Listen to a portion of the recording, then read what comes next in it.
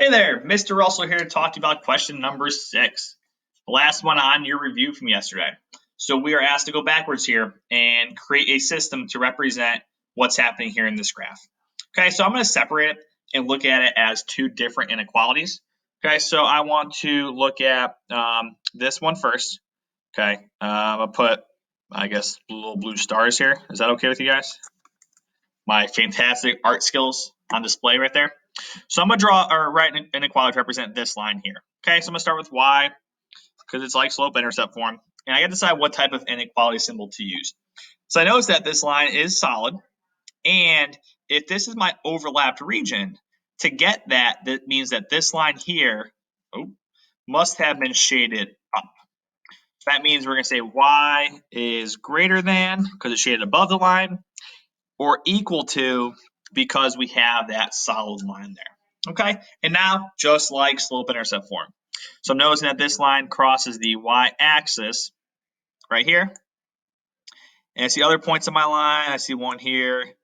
That's about it. But to get from this point to this point, remember, because we always go from left to right, or left to right, we're going to go up 2 to the right, 1, 2, 3. So my slope is 2 over 3. So say y is greater than or equal to 2/3 x. And it crosses the y-axis at positive 3, so plus 3 at the end of it. And then for our second one, I'll do that one in red, and I'll put little red stars next to the line I'm writing. Okay, so we have y. Now let's decide what type of inequality symbol to use. So I see a dash line, and we're shading above the line. Okay, so dash means it's not equal to.